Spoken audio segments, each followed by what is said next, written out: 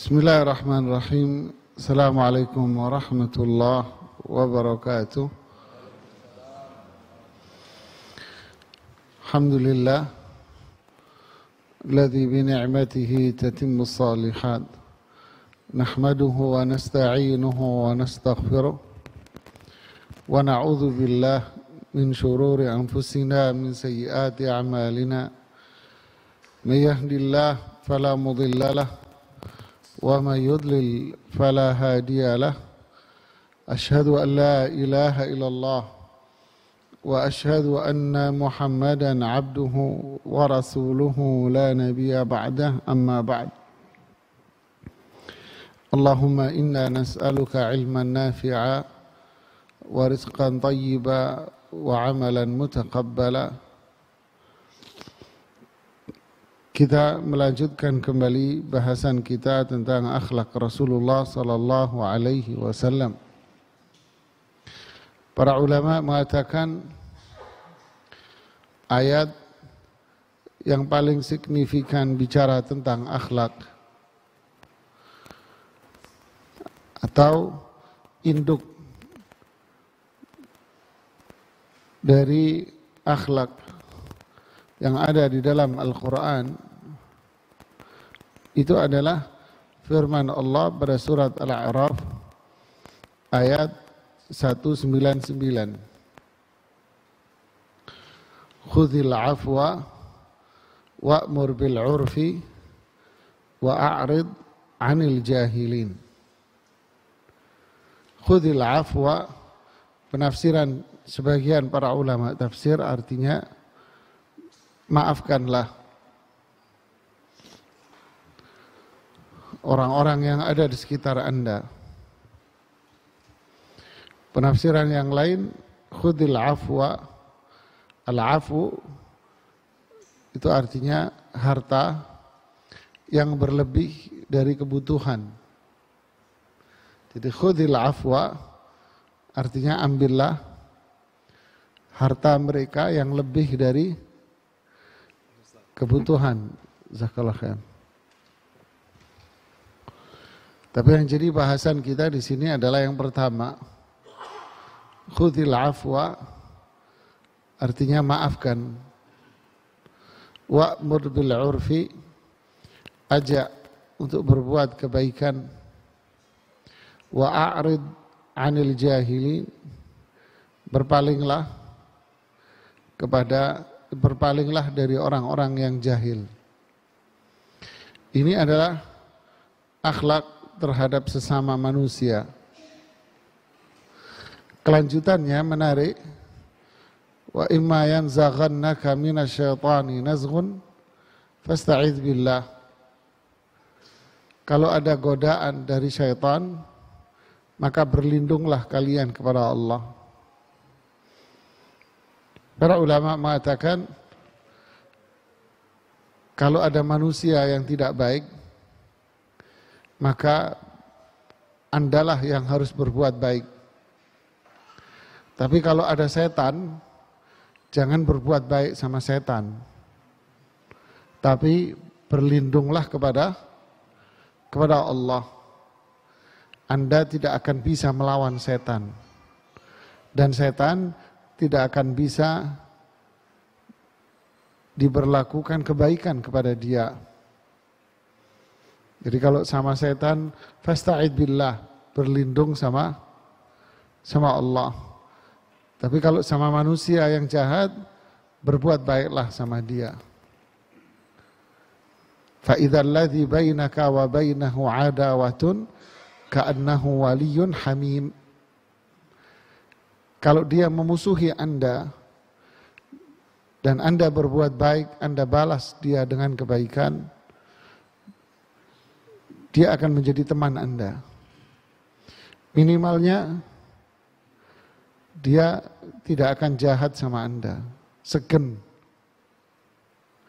Jadi ayat khudhil afwa, perintah Allah kepada Rasulullah SAW, para sahabatnya, dan kepada umat Islam semua, agar menyikapi kesalahan masyarakat ini, kesalahan orang-orang di sekitar kita, bahkan orang kafir pun disikapi dengan maaf.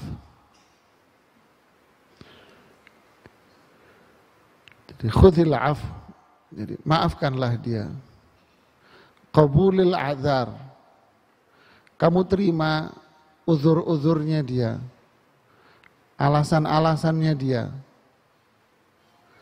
Ambil prasangka yang baik. Ya mungkin waktu itu dia nggak paham atau apa. Jadi, carilah prasangka-prasangka yang baik pada dirinya. Musahalah, permudahlah pergaulan Anda sama dia. Bikin gampang. Al-mu'minuna hayyinun layyinun. Orang beriman itu gampangan dan lembut sama orang. Tarkul istiqsa' fil bahth. Enggak perlu kita ngorek-ngorek kesalahan orang itu. Terus kenapa kemarin dia begitu ya? Kenapa dia harus seperti ini? Akhirnya dirasuki oleh setan. Jangan-jangan akhirnya muncul macam-macam pikiran. Tidak boleh untuk mencari-cari kesalahan. Ngorek-ngorek apa yang ada pada diri orang itu. Ini dengan orang kafir. Sampai Ibnu Katsir menyebutkan penjelasan dari sebagian para ulama, Rasulullah SAW disuruh memaafkan kesalahan orang kafir. Lantas, bagaimana jika yang salah itu istri Anda? Bagaimana jika yang salah itu suami Anda? Kenapa kok diungkit-ungkit terus? Terutama perempuan, sepertinya susah untuk menghilangkan kesalahan suaminya di benaknya dia. Kesalahan 10 tahun yang lalu masih ingat. Seakan-akan itu kesalahan baru terjadi semalam. Kenapa kita sulit melupakan dan menerima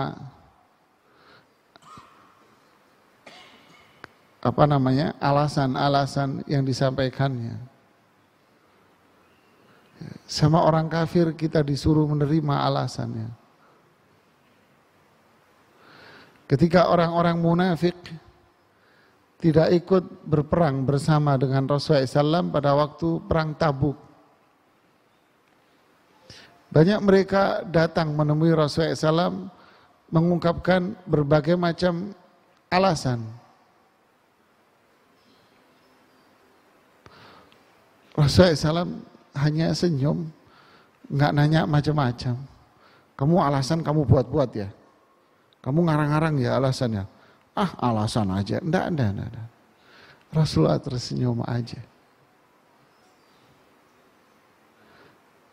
Ka'ab ibn Malik mengatakan, saya tidak ikut berperang dan saya tidak mau beralasan seperti mereka. Andai aku mengucapkan alasan-alasan seperti mereka, aku mampu. Begitulah akhlak Rasulullah sallallahu alaihi wasallam. Menerima alasan orang, memaafkan kesalahan siapa saja. Ma zadallahu bi'abdin izzan, ma zadallahu 'abdan izzan illa bi'afwin atau kama qala sallallahu. Tidaklah Allah menambahkan kemuliaan pada seorang hamba melainkan karena sifat maaf yang ada pada dirinya. Artinya kalau kita menjadi seorang yang pemaaf, Allah akan menjadikan kita hamba yang mulia. Mulia di sisi Allah, maka buahnya juga manusia akan memuliakan Anda.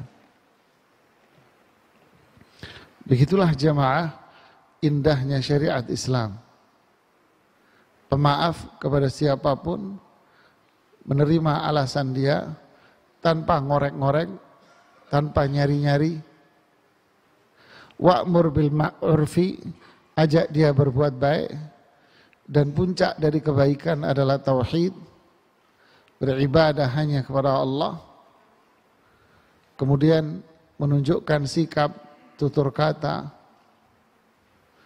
Wa a'rid 'anil jahilin, kalau dia membalas dengan kejahilan dia, membalas dengan keburukan karena kejahilan dia, maka jangan dibalas dengan kejahilan pula. Wa idza khatabahumul jahiluna qalu salama. Kalau ada orang jahil mendebat Anda, membantah Anda, maka pilihlah jalan yang selamat. Jangan dibalas, senyumlah dan tinggalkan dia. Begitulah jemaah, kalau istri Anda lagi marah-marah, maka senyumlah dan jangan dibalas. Begitu pula kalau suami Anda marah-marah, senyumlah dan jangan dibalas. Maka kemarahan itu tidak akan berkelanjutan. Nah, inilah induk dari akhlak mulia. Kemudian Rasulullah SAW bersabda di dalam hadis, al-birru husnul khuluq. Kebaikan itu adalah akhlak mulia. Jadi semua yang baik-baik itu akhlak mulia. Apa itu yang baik? Dijelaskan di Al-Baqarah. Laisal bir an tuwallu wujuhakum qibala al-masyriqi wal maghrib. Kebaikan itu bukan Anda memalingkan wajahmu ke timur ke barat. Walakinnal birra man amana billah, dan seterusnya. Tapi kebaikan itu adalah, disebutkan oleh Allah di situ, adalah rukun iman. Rukun iman. Kebaikan itu adalah rukun Islam.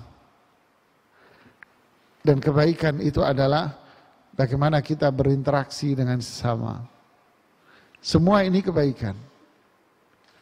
Berarti tauhid itu kebaikan, bahkan puncak dari kebaikan.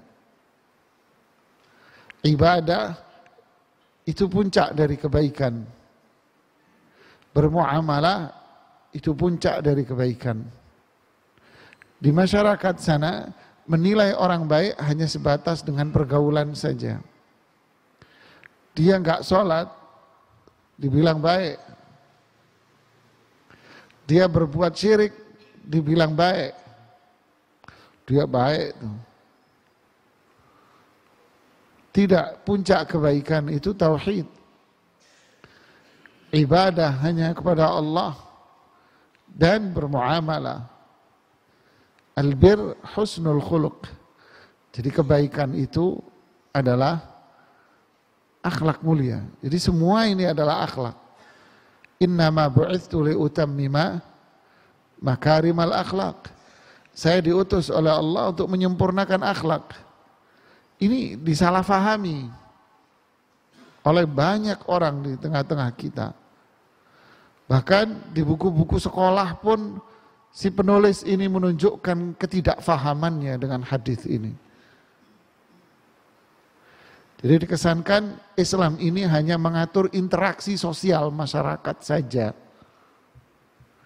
Ibadah tak dibahas di situ, sehingga muncullah bid'ah dan syirik menjamur. Karena Islam adalah akhlak mulia saja.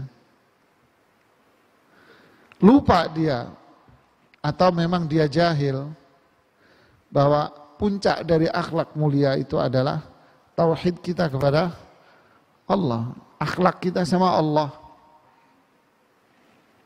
Akhlak kita sama Rasulullah SAW adalah patuh taat dengan petunjuknya. Berarti puncak dari akhlak tercela syirik, bid'ah, maksiat. Kemudian setelah itu baru akhlak dengan sesama manusia. Ini yang dimaksud oleh Rasulullah SAW. Saya diutus untuk menyempurnakan akhlak. Akhlak kita sama Allah, akhlak dengan Rasulullah SAW, akhlak dengan Al-Quran, akhlak dengan para sahabat, akhlak dengan para ulama, akhlak dengan sesama muslim, akhlak dengan pertama orang tua, keluarga, dengan sesama muslim, akhlak dengan tetangga, akhlak dengan orang kafir, bahkan akhlak dengan binatang sekalipun. Jadi sangat kompleks sekali akhlak ini. Su'ila Rasulullah SAW anil birri wal itsm. Rasulullah SAW ditanya tentang kebaikan dan keburukan. Beliau menjawab, al-birru husnul khuluq. Baik itu adalah akhlak mulia. Yang tadi. Wal itsmu ma haka fi sadrik. Dosa itu sesuatu yang menjadi beban di hati kalian. Dia kalau berbuat salah, hatinya tertekan. Nyesek hatinya jamaah. Dia ngerasa sesek hatinya. Dia berbuat dosa, nyesek hatinya. Pikirannya jadi beban. Berarti sadarlah Anda telah melakukan perbuatan dosa. Jadi kalau kita ngerasa, kalau bahasa kita sumpek jamaah. Kadang kita ngerasa sumpek gitu ya. Suntuk. Pikiran gak enak semua. Sadarlah bahwa kita baru melakukan perbuatan dosa ini. Makanya sumpek. Makanya kita ngerasa apa? Gak enak hati, pikiran. Berarti kita habis berbuat apa? Dosa. Taubat, istighfar, ibadah sama Allah. Wa karihta an tali alaihin nas. Dosa itu cirinya yang kedua adalah kamu takut orang lain tahu. Itu dosa, Pak. Jadi dosa itu, keburukan itu, kata orang Jawa, dosa atus rakroso katanya. Ya, atus rakroso, mandi nggak terasa. Bukan nggak terasa, mandi nggak terasa, mandi terasa. Bahkan dosa pun terasa. Terasanya apa? Itu tadi sumpek. Apa bahasa Indonesianya ya sumpek ini? Apa? Galau, gelisah, gak ada tekanan di hatinya gitu. Pikirannya. Terus takut keburukan dia ini diungkap oleh orang, diketahui orang.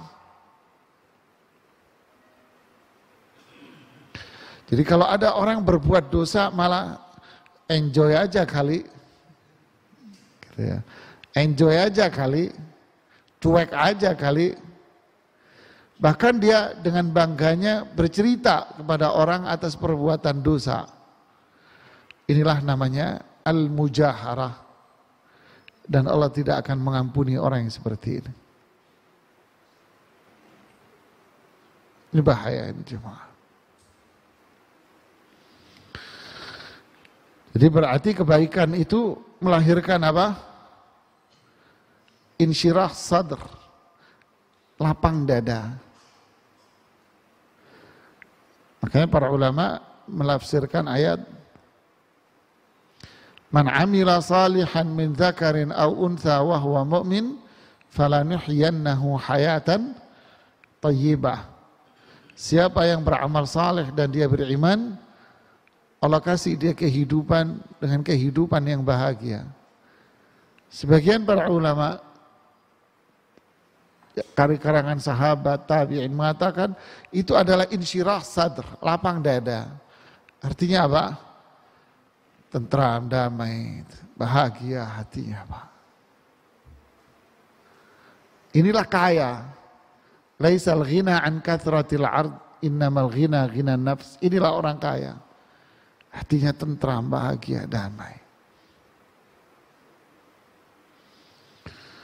Jadi bisa napas lega, Pak. Aduh, enak hidup ya.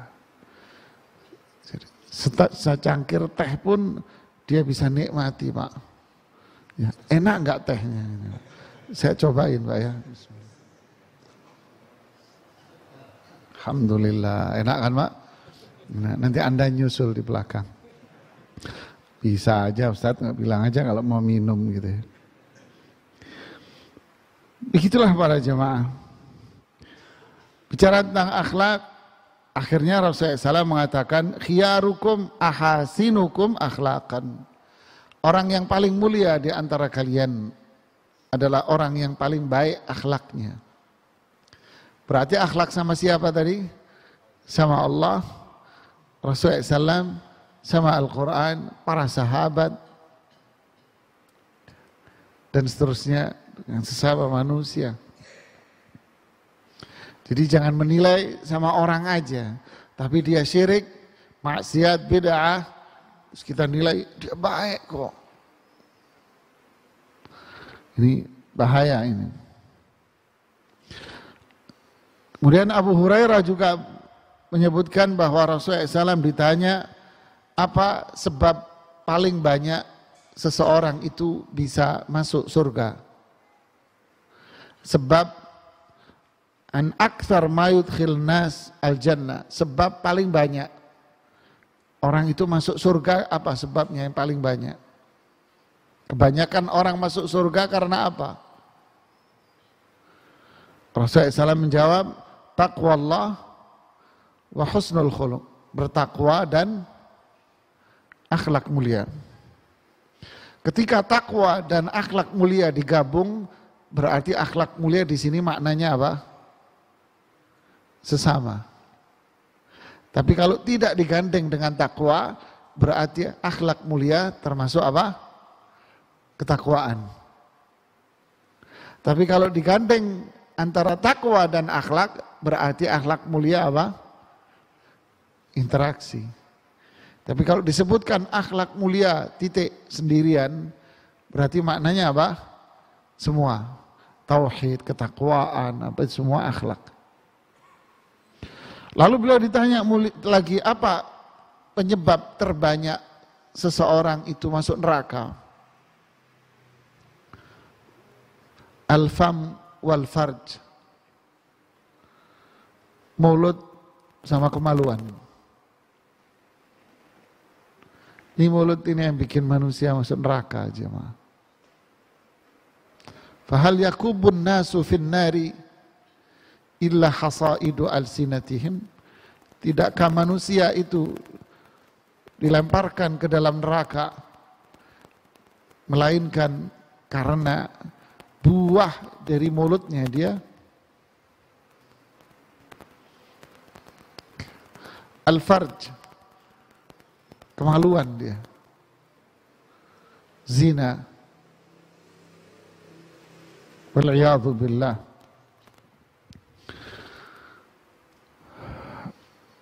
Makanya Rasulullah SAW juga mengatakan, innal mu'min la yudrik bi husni khuluqihi darajata sha'imil qa'im. Orang yang berakhlak mulia bisa mendapatkan derajat orang yang puasa dan derajat orang yang sholat malam. Berarti orang yang berakhlak mulia adalah orang yang rajin sholat, rajin puasa, sehingga kedudukan dia semakin tinggi. Bukan bermakna kalau gitu nggak usah sholat, nggak usah puasa, yang penting akhlaknya baik. Ini ngaco ini berarti.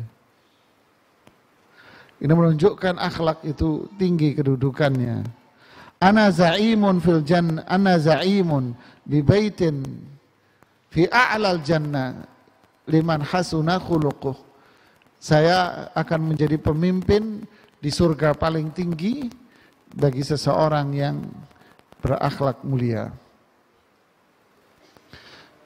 Begitulah para jamaah tentang akhlak yang mulia ini. Ibnu Qayyim mengatakan, wa husnul khuluq yaqumu ala arba'ati arkan. Beliau mengatakan di kitab Madarijus Salikin di jilid yang kedua, akhlak yang mulia itu berdiri di atas 4 pilar. La yutasawwar qiyamu saqihi illa 'alaiha. Tidak mungkin akhlak itu dikatakan mulia, perbuatan seseorang dikatakan mulia, kecuali dia melakukan 4 ini. Ini adalah pilarnya, inti dari akhlak mulia. Apa itu? Yang pertama beliau mengatakan, hafalkan ini. Yang pertama, sabar.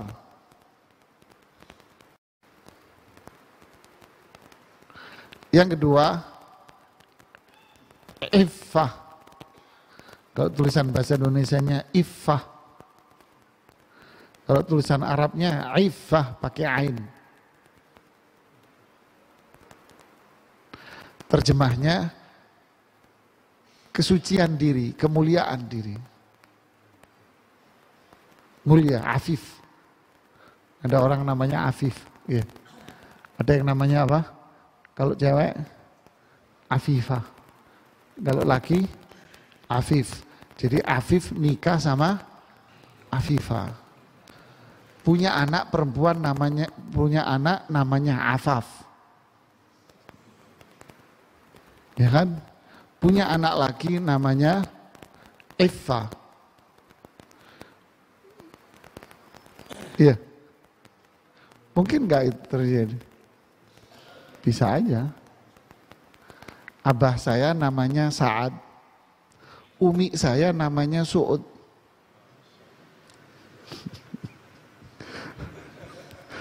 Rahimahumullah jami'an ya. Oke lah, jadi yang kedua apa? Iffah. Yaitu apa? Kesucian diri, kemuliaan diri. Yang ketiga, syaja'ah. Apa syaja'ah itu? Kalau bahasa Indonesianya terjemahnya keberanian.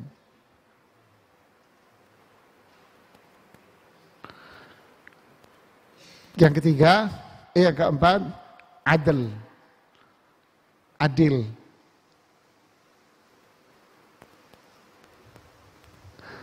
Yang pertama apa?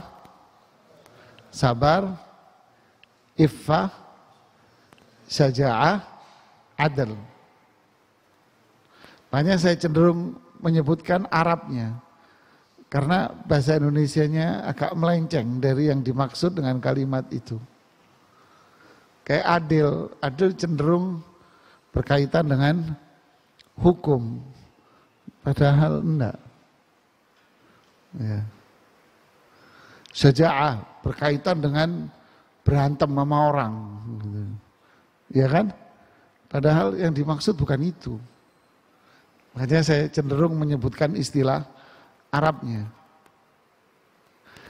Jadi 4 tadi apa? Biar ingat, sabar, iffah, syaja'ah, adil. Apa ini? Diurai sama Ibnu Qayyim rahimahullah.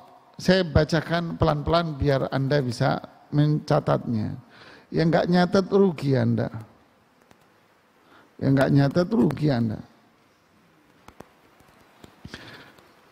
Sabar itu, kalau seseorang memiliki akhlak sabar, berarti apa maknanya? Berarti apa yang ada pada dirinya? Mas sabar, mas sabar. Gitu kan? Berarti apa yang dimaksud dengan sabar ini? 1. Ini rinciannya lagi. Sabar itu artinya apa? Yang pertama, al-ihtimal wa qadmil ghaid. Apa? Tidak marah kalau orang jahat sama dia. Itu sabar maknanya. Jadi kalau ada orang marah sama dia, jahat sama dia, kasar sama dia, dia tidak ikut-ikutan marah. Makanya orang kita sabar. Jadi si fulano begini, orang ketiga bilang temannya, sabar mas, sabar. Maksudnya apa? Jangan ikut-ikutan marah, jangan ikut-ikutan emosi. Tahan emosimu mas. Ya, inilah namanya orang waras. Kan gitu kan? Itu yang pertama. Itu yang kita ceritakan kemarin dari akhlak Rasulullah sallallahu alaihi wasallam. Itu sabar namanya. Yang kedua, sabar itu kaful adha. Jadi yang pertama tadi apa? Jangan emosi juga. Jangan marah juga. Kapan? Yang pertama, kasih keterangan ketika ada orang yang emosi sama Anda. Yang kedua, kaful adha. Jangan jahat sama orang. Jangan bersikap buruk sama orang. Itu sabar namanya. Dia orang penyabar ya. Maksudnya ini dua, tidak pernah membalas kejahatan orang. Dan dia sendiri tidak pernah apa? Jahat sama orang. Yang ketiga, al-anah. Apa itu al-anah? Kalau mau berbuat sesuatu, dia difikirkan dulu Pak.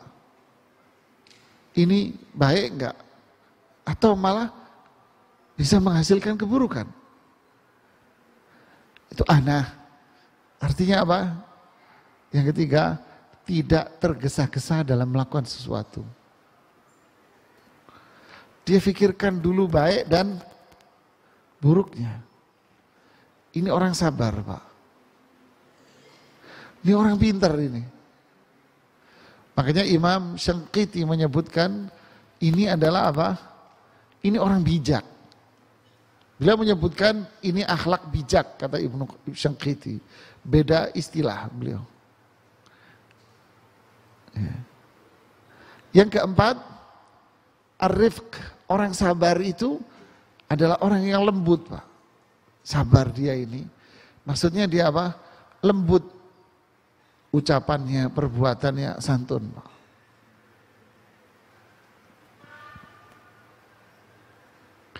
inilah sabar itu. Berarti lawannya apa Pak? 4 ini, pemarah, banyak berbuat jahil, keburukan, selalu tergesa-gesa dalam melakukan sesuatu, ajalah, taish, tahu taish Pak, kasar. Ini orang nggak ada yang sabar. Faham sabar yang apa tadi? Paham ya? Al-iffa. Apa itu al-iffa? Al-iffa satu. Orang yang punya sifat iffa. Satu, tidak mau berbuat sesuatu yang buruk Pak. Ini kayaknya nggak baik ini. Enggak ah. Berarti punya jiwa apa? Mulia dia Pak. Enggak ah, ini nggak baik ini. Dia walaupun dia nggak sadar, apa nggak paham, tapi itulah fitrah dia. Fitrah dia mengatakan, oh, ini kayaknya nggak baik ini. Udahlah, enggak mau. Jangan, enggak mau. Dia akan meninggalkan semua yang buruk. Pokoknya buruk, hati kecilnya dia. Ke bahasa kita hati kecilnya dia. Dia akan tinggalkan itu. Yang kedua, dia akan memiliki sifat haya. Malu Pak. Sama ini. Malu itu apa? Sama dengan yang pertama. Meninggalkan yang buruk dan bersemangat untuk melakukan yang baik. Itu namanya malu. Jangan kebalik. Gak mau berbuat baik karena malu. Tapi kebalik. Malu itu yang pertama tadi. Meninggalkan yang buruk dan malu itu akan melakukan yang baik. Yang ketiga, ini yang disebutkan oleh Imam Syangqiti, qanaah. Jadi al-iffah, kata beliau adalah qanaah. Qanaah itu apa? Merasa cukup dengan rezeki yang Allah berikan kepada dia. Sudah, alhamdulillah, ini rezeki saya. Loh, kamu itu di sekolah nilaimu bagus-bagus loh, 9, 10, 9, 10. Masa rezekimu segini-segini aja? Loh itu temenmu sekelas Oon bin Bego bin Bahlul, rezekinya banyak. Bisa aja kan perasaan setan kan begitu kan. Wah dia sukses tuh usahanya. Udah nyontek melulu, gak pernah masuk sekolah. Sukses, ada syaitan. Biarkan saja. Itu ya bisa nikmat, bisa bencana. Yang penting yang di tangan saya saja. Ngapain saya harus ngurusin punyanya orang. Jadi dia merasa puas dengan apa yang Allah berikan kepada dirinya. Inilah orang kaya ini, Pak. Kemudian yang keberapa? Enggak pelit. Jadi orang mulia itu dermawan dia, Pak. Dengan apa yang dia miliki, dengan yang dia mampu saja. Enggak harus kaya dia, enggak. Jadi mulia itu orangnya dermawan, Pak. Berikutnya orang mulia itu nomor berapa? 5 ya. Tidak suka bicara bohong dia. Itu orang yang punya sifat iffah. Afif. Afifah. Afaf. Tidak pernah bohong dia, nggak mau bohong dia. Terus yang ke 6 atau 7? 6. Dia tidak pernah membuka aib orang. Loh aib saya aja banyak, ngapain saya sibuk dengan aib orang lain? Saya sibuk dengan gajah di depan mata saya. Ngapain saya harus sibuk dengan semut yang jauh? Tidak pernah ngurusin aibnya orang. Tidak pernah ghibah. Tidak pernah ngomongin orang. Tidak. Apalagi sampai ngadu domba orang. Tidak pernah, Pak. Apalagi sampai mencaci, mencela. Tambah nggak mau lagi dia. Tidak mau ghibah, tidak mau mencela, tidak mau mencaci maki orang. Nah, inilah orang yang memiliki sifat apa? Izzah, Iffah. Yang ketiga, akhlak, inti dari akhlak yang ketiga. Apa itu? Syaja'ah. Syaja'ah itu inti dari yang dijelaskan oleh Imam Ibnu Qayyim adalah yang pertama, ithar ma'alimil akhlaq wasyam. Dia senantiasa berlomba-lomba untuk melakukan kebaikan. Itu keberanian namanya, Pak. Bukan keberanian itu bawaannya ngajak berantem orang, bukan, Pak. Wah ini orang berani nih. Bawaannya apa? Gelut, berantem, Pak. Enggak. Jadi dia apa? Berlomba-lomba dalam melakukan ketaatan, kebaikan. Ini namanya berani. Nah, makanya komentar Bapak tadi yang salah faham dengan diksi Indonesia, beda dengan diksi Indonesia. Ini diartikan dengan diksi Indonesia, syaja'ah itu orang cenderung ke emosional gitu ya. Padahal tidak. Makanya memaknai sahabat Umar bin Khattab dan yang lain dengan bahasa emosional. Bukan, syaja'ah ini apa? Berani melakukan kebenaran. Dia akan berlomba-lomba melakukan ketaatan, kebaikan.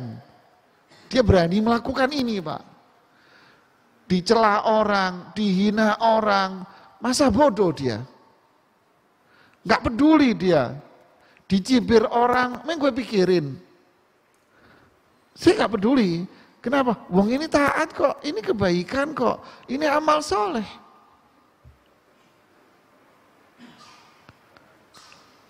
Kenapa saya takut dicibir orang?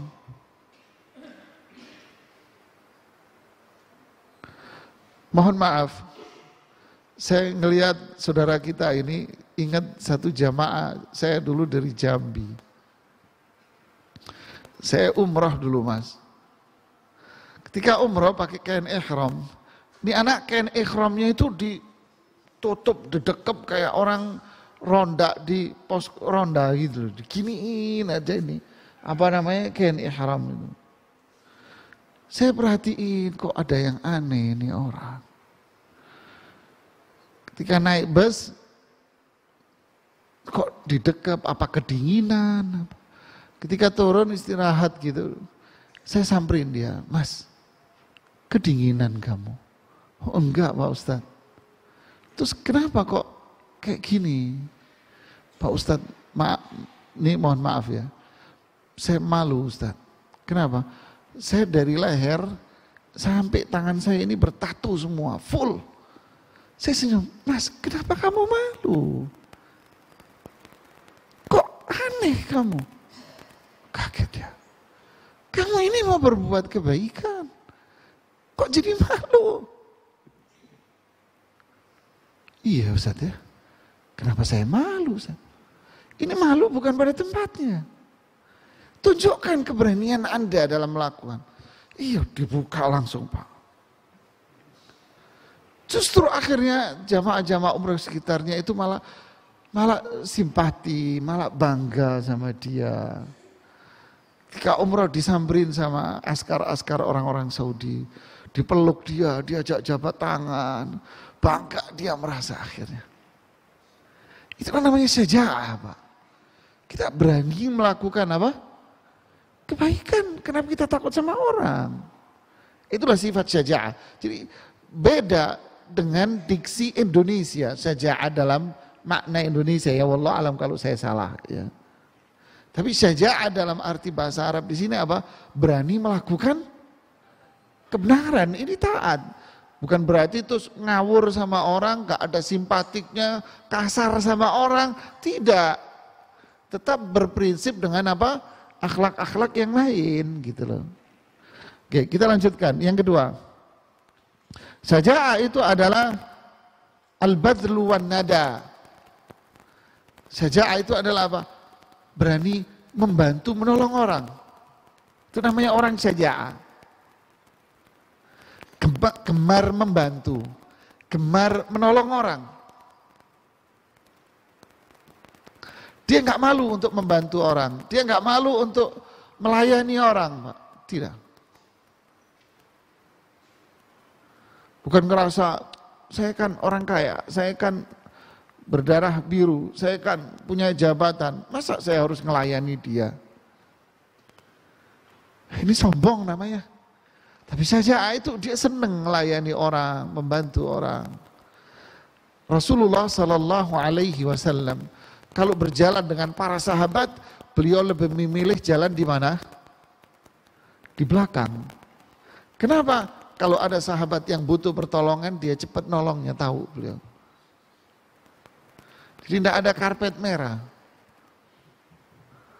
Dia jalan di belakang. Beliau memperhatikan kondisi jamaahnya.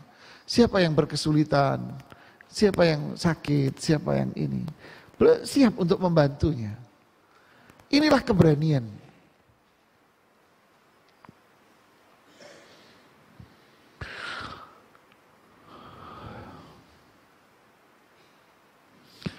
Dan juga termasuk syaja'ah yang keberapa? Yang ketiga sama dengan sabar tadi, yaitu apa?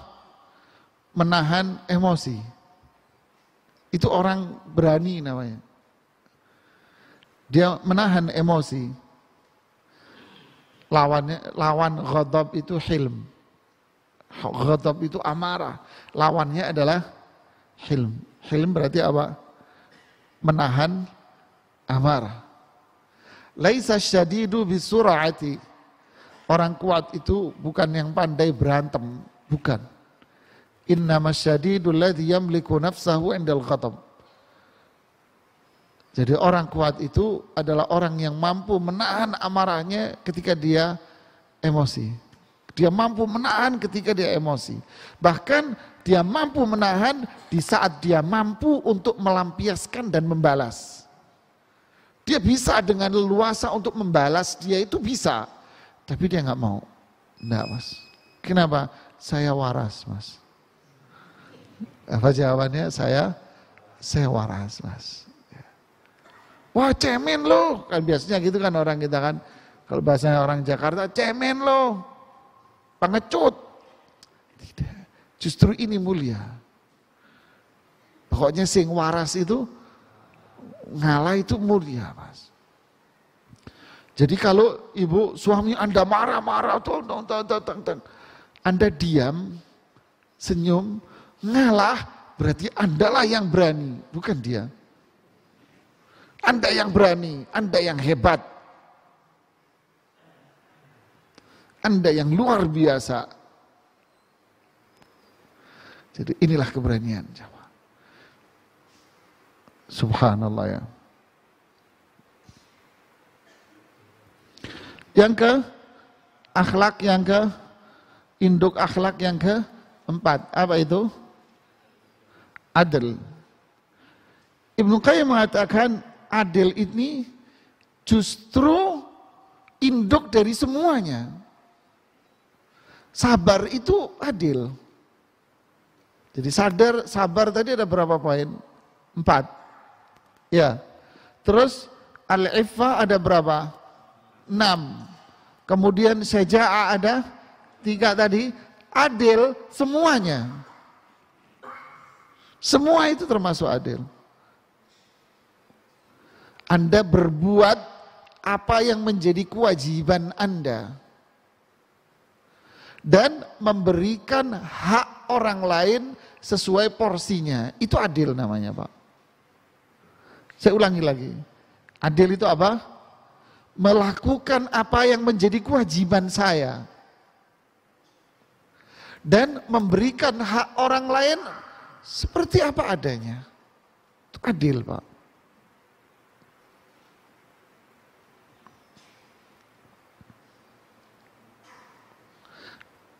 La yu'minu ahadukum hatta yuhibba li akhihi ma yuhibbu li nafsihi. Tidak sempurna iman seseorang sampai dia mencintai saudaranya sebagaimana dia mencintai dirinya. Inilah orang adil, Pak. Tidak berlebihan dan juga tidak kelewatan. Ya, tidak berlebih, tidak dikurang-kurangi, Pak. Dia adil apa adanya. Ini kewajiban saya, ini hak Anda, saya kasih apa adanya. Adil.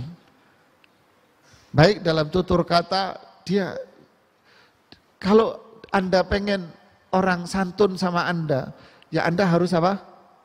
Santun. Kalau Anda pengen orang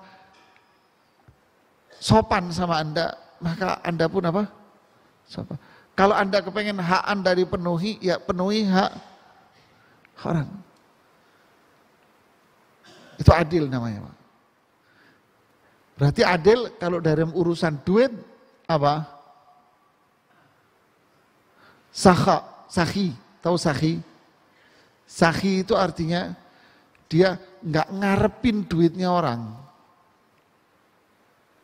Tidak berharap atas hartanya orang, enggak. Justru kalau perlu saya yang ngasih ke Anda. Berat jamaah.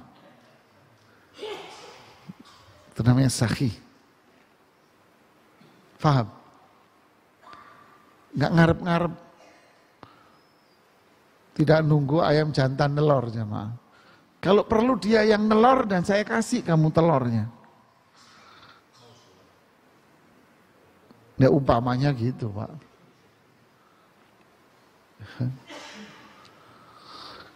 Allahu Akbar.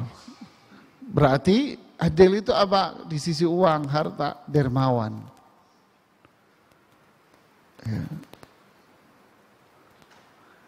Kalau bahasa yang lain disebut ringan tangan. Bukan ringan tangan itu gampang nempeleng orang.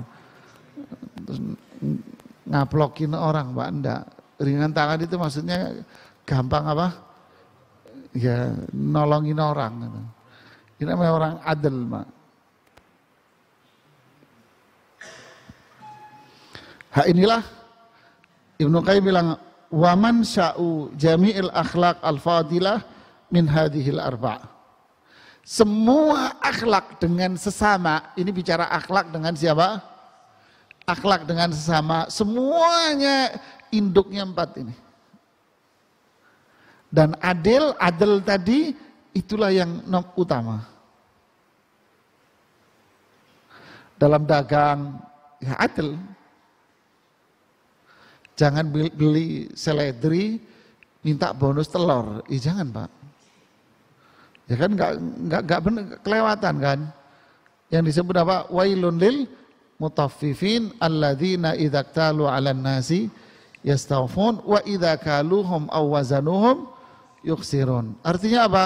Beli kangkung minta bonus telur. Tapi giliran dia jual telur, sehelai kangkung nggak dikasih, Pak. Kalau perlu dikurangi, Pak, timbangannya. Ini perilaku orang apa? Tatfif. Ingin dapat banyak, tapi giliran dia memberi, nggak mau. Ingin istrinya bersikap baik sama dia, tapi dia tak mau baik sama istrinya. Ini mutaffifin ini, Pak. Dengan semua orang. Ingin orang lain itu baik sama dia, tapi dia nggak mau baik sama orang. Berarti dia pun tidak punya sifat apa? Apa yang keempat tadi? Adil. Nggak ada adil dia. Iya kan? Nggak ada dia. Nggak ada adil pada dirinya. Kalau Anda ingin istrimu itu cantik, ayu, ya kamu harus berpenampilan yang ganteng, yang bersih, Pak. Ya. Kata Ibnu Abbas, inni uhibbu an atajammala laha kama uhibbu an tatajammala li. Saya mau dandan di hadapan istriku sebagaimana aku suka istriku itu dandan di hadapanku. Wah, romantis jamaah. Waduh, ini sahabat nih jamaah.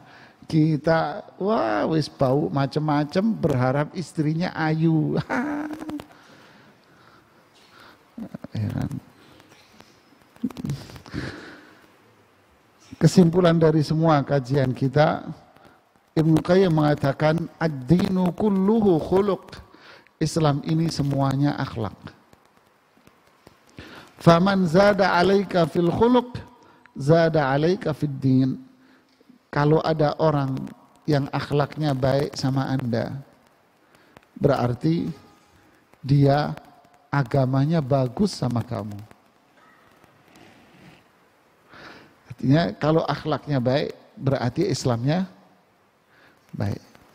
Ingat, akhlak ini sama Allah, Rasulullah SAW, Al-Quran, sahabat, dan sesama manusia.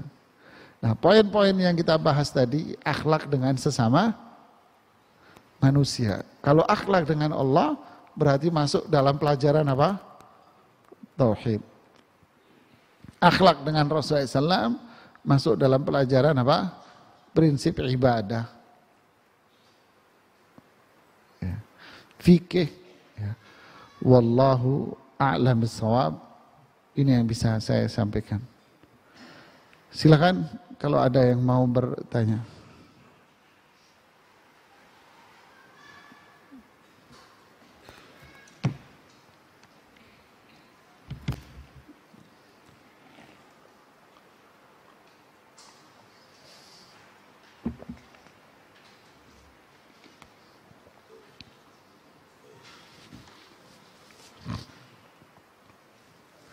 Ibnu Qayyim menyebutkan, sebetulnya habis itu Ibnu Qayyim punya bahasan bagus. Habis membahas masalah akhlak tadi, beliau mau nyajikan pembahasan yang luar biasa jemaah.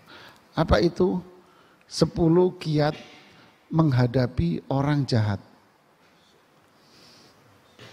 10 kiat menghadapi orang yang jahat sama Anda. Disebutkan itu kiatnya pertama, kedua, ketiga, cara-caranya. Di kitab Madarijus Salikin pada bahasan tentang al-khuluq, yaitu akhlak mulia. Ya, silakan, tadi ada yang mau bertanya. Silakan, Pak. Assalamualaikum Ustaz. Waalaikumsalam. Mohon tuntunan untuk pengendalian diri saya khususnya atau manusia pada umumnya agar ikut dalam semua petunjuk yang Ustadz sampaikan tadi. Terima kasih. Masya Allah. Saya juga butuh Pak tuntunan seperti Bapak Pak. Sama Pak. Saya juga butuh gimana tuntunan kita bisa mengamalkan semua ini Pak ya. Tapi kalau yang saya tahu, pertama ya kita doa Pak. Allahumma hdini li ahsani akhlaq. La yahdiha li ahsaniha illa ant. Ya Allah, berilah hidayah kepadaku menuju akhlak yang paling mulia. Karena tidak ada yang bisa membimbingku menuju akhlak yang paling mulia kecuali Engkau. Inilah doanya, Pak. Apa? Allahumma hdini li ahsanil akhlaq. La yahdi li ahsaniha illa anta. Ya, kalau nggak hafal, ya doa pakai bahasa Indonesia. Ya Allah, bimbinglah aku, berilah hidayah aku akhlak yang paling mulia. Karena tidak ada yang bisa membimbing dengan mengarahkan kita menuju akhlak yang mulia kecuali siapa? Kecuali Allah. Makanya tadi mengatakan Imam Al-Bukhari bahwa akhlak ini buah dari hidayah Allah. Yang kedua, belajar Pak. Karena kita tidak mengerti, tidak akan bisa membedakan antara berlian dengan batu akik Pak. Kita tak akan bisa membedakan mana berlian dan mana manik-manik. Kita kira ini manik-manik. Nggak ngerti kita Pak. Ada satu cerita, ada seorang jamaah kajian saya, ayahnya wafat sudah lama. Ayahnya itu menyimpan satu batu di lemarinya. Istrinya tahu kalau suaminya ini punya batu ini dari tahun 60 Pak. Di tahun 60 itu pun suaminya dapat batu ini dikasih orang. Dan orang itu nggak tahu tahun berapa dia dapat batu itu. Warnanya merah. Taruh. Ini semua pada nggak ngerti. Suaminya wafat. Dia pengen pakai sekali-kali punya suami. Kan gitu kan? Pakai Pak. Ke pasar. Naik angkot. Dipakai. Naik angkot ke pasar. Ada seorang ibu-ibu nyamperin dia. Ibu, batu itu punya siapa, Bu? Punya saya. Bu, lain kali jangan dipakai, Ibu. Jangan dipakai, Ibu. Kenapa? Nyawa Ibu bisa melayang kalau pakai itu, Bu. Ibu bisa dibunuh orang, Bu, untuk dapat batu itu. Ketakutan Pak. Udah ibu itu cuma ngomong dia begitu dong. Dicopot di rumahnya, anaknya nyari info. Ternyata batu ini batu yang paling langka di dunia Pak. Ini bisa dibeli orang bisa puluhan miliar orang bayar ini Pak. Ya benar orang bisa nyolong untuk gitu. Intinya apa Pak? Tanpa ilmu kita tidak akan bisa membedakan mana berlian dan mana yang plastik Pak. Faham? Tanpa ilmu kita tak tahu mana akhlak mulia dan mana yang tercela, Pak. Jadi belajarlah. Ilmu ini yang bisa menjadikan kita apa? Bisa membedakan mana yang mulia dan mana yang hina. Yang ketiga apa? Akhlak kemarin apa? Semalam kita jelaskan apa? Usaha keras orang untuk apa? Melakukannya. Bitakalluf. Harus mujahadah, harus kesungguhan melakukan itu. Agar akhlak yang mulia ini menjadi apa?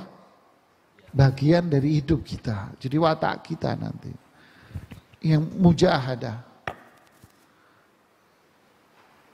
Hanya Imam Nawawi memasukkan bab mujahadah ini di bab-bab pertama. Di Riyadhus Shalihin. Ikhlas, taubat, jujur, mujahadah. Kan gitu Imam Nawawi di Riyadhus. Mujahadah. Ya, terus berikutnya, carilah teman-teman yang bisa membantu Anda untuk berakhlak mulia. Karena as-sahibu sahib. Pertemanan itu memiliki daya magnet yang kuat. Saling mempengaruhi. Lingkungan, Pak. Kira-kira itu mungkin yang bisa saya sampaikan. Wallahu a'lam bishawab. Terakhir ada yang bertanya? Silakan, Pak. Assalamualaikum Ustaz. Waalaikumsalam. Kemarin dijelaskan mengenai akhlak Rasulullah ada 15. Untuk poin yang ketiga, kemarin dijelaskan bahwa Rasulullah itu kalau diundang dengan siapapun beliau datang. Nah ini untuk batasan-batasan apa Ustaz untuk apa kalau ada undangan itu apa aja Ustaz batasannya kita untuk mendatanginya Ustaz. Jazakallah khairan Ustaz. Barakallahu fiik. Makanya kan saya sampaikan kemarin ini kalau diurai bisa jadi kajian rutin yang nggak kelar-kelar, Pak. Jadi semua komponen itu ada penjelasannya. Yang Anda sampaikan itu diantaranya batasan diundang orang yang boleh dan diundang orang yang nggak boleh. Gitu. Tentunya dengan catatan secara umum, selama di dalam undangan itu tidak ada kesyirikan, kekufuran. Maksudnya di sana tidak ada ritual agama lain. Anda diundang Natal oleh tetangga. Wah Rasulullah selalu datang undangan. Wah, tidak boleh Pak, Natal Pak. Anda diundang acara pernikahan non muslim. Enggak boleh Pak. Karena pernikahan itu apa? Menghadiri undangan pernikahan itu ibadah. Sedangkan dia juga menganggap itu sebagai apa? Ritual dia. Tidak boleh. Anda diundang acara-acara yang syirik, kawinan, tapi di sana ada budaya-budaya yang syirik, Pak, dan sebagainya itu, tidak boleh, ada syirik. Undangan yang di dalamnya ada maksiat, ya. Undang perkawinan, tapi di sana laki perempuan nyampur baur. Terus ada live musiknya, ada suara musik yang hingar-bingar di sana. Tidak boleh Anda datang, maksiat itu. Jadi nggak boleh datangnya karena apa? Karena ada kekufurannya, ada kemusyrikannya, ada maksiatnya. Diundang acara-acara bid'ah. Juga nggak boleh Mas. Karena apa? Karena di situ acara-acara bid'ah. Tapi kalau selain dari itu perkara-perkara mubah, ya, datang. Ya. Yang terakhir tapi ada yang ngirim. Nggak apa-apa deh, perempuan dari semalam belum nanya dia. Kita tidak boleh mengorek-orek kesalahan orang lain. Bagaimana bila diperlukan untuk evaluasi? yang kadang akhirnya mengungkit kesalahan, mengorek-ngorek yang jadi. Yang dimaksud evaluasi ini apa? Apa yang Anda maksud dengan evaluasi? Imam, nanti silahkan Anda buka di Riyadhus Shalihin, di kitab larangan-larangan. Kitab yang terakhir di Riyadhus Shalihin. Kan disebut kitab, ada bab. Ya. Sebelum pembahasan terakhir, yaitu istighfar, di sana ada perkara larangan-larangan. Anda buka. Bab yang pertama, menjaga lisan dan larangan ghibah. Yang kedua, bab larangan mendengarkan ghibah. 3, bab ghibah yang boleh. Nah, bab yang ketiganya di kitab larangan adalah ghibah boleh. Boleh membuka aib orang. Boleh membuka aib orang. Ya. Dalam konteks apa boleh buka aib orang? Begitu pula dalam konteks apa kita boleh mencari-cari kesalahan orang. Di sana Imam Nawawi menyebutkan 6 sebab kita boleh ghibah. Ya. Intinya, tidak ada angin, tidak ada hujan, mau ghibahin orang, tidak boleh. Atau mau ngorek-ngorek kesalahan orang dengan dalih evaluasi. Ini bahaya ini kata evaluasi ini. Evaluasi apa yang Anda inginkan? Ya. Kalau Anda guru kepala sekolah, mau evaluasi, cukup Anda mengevaluasi kinerja, bukan mengevaluasi pribadi. Ya, ini bahasa manajemen kalau sudah begini, Pak. Mengevaluasi apa? Kinerja. Bukan mengevaluasi apa? Pribadi. Apa urusan pribadi dengan kinerja? Ya. Jadi jangan lebay, kata bahasa orang Jakartanya. Jangan berlebihan Anda dengan dalih evaluasi itu. Evaluasi pekerja. Ya, yang dievaluasi adalah kinerja, pekerjaan dia, bukan ngorek-ngorek urusan pribadi dia.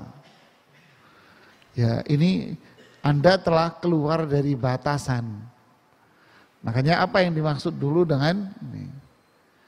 Pekerjaannya dia apa? Anggota reserse kepolisian.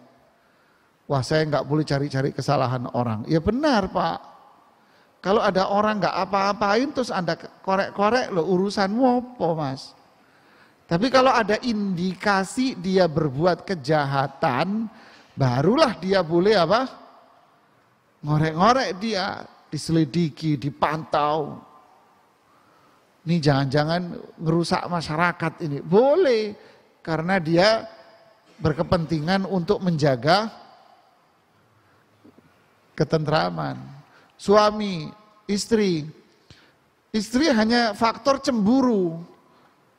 Dengan suaminya, dikorek-korek suaminya. Dengan dalih, saya hanya mengevaluasi suami saya. Mungkin kelamaan jadi guru Anda. Belum mengerti batasan. Ya, ini bukan evaluasi, ini namanya ngorek-ngorek Anda. Jadi, dan Anda bukan reserse, bukan badan intelijen. Ya. Masih ada aja yang nanya ya.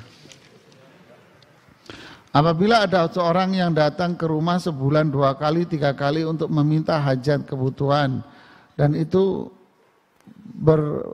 berjalan lama. Sebelumnya kita belum mengenal dia karena dekat ke rumah alasan kehabisan uang di jalan. Semakin lama kita ada pikiran kita ini dimanfaatkan mendidik orang dan seterusnya. Ya kalau dia datang untuk meminta tanpa ada indikasi-indikasi lain, kasih aja lah. Bahkan itu kesempatan Anda untuk mendapatkan apa? Pahala yang mulia. Tapi kalau dia setiap hari bohong, ada satu orang dulu datang, saya nggak tahu. Pak, saya mu'alaf Pak, begini, saya butuh bantuan. Kita bantu. Ketemu lagi, ini yang kemarin ngomong mu'alaf ini. Datang lagi, lupa dia rupanya. Kemarin ngomong lagi, Pak saya mu'alaf Pak.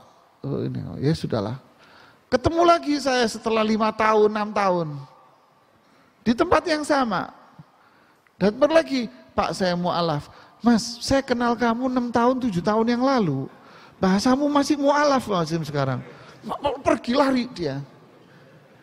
Nah ini kan kelihatan dia mas bohong. Atau dia ngomong Ibnu Sabil. Pernah dulu di yayasan di Jakarta di Asofwa.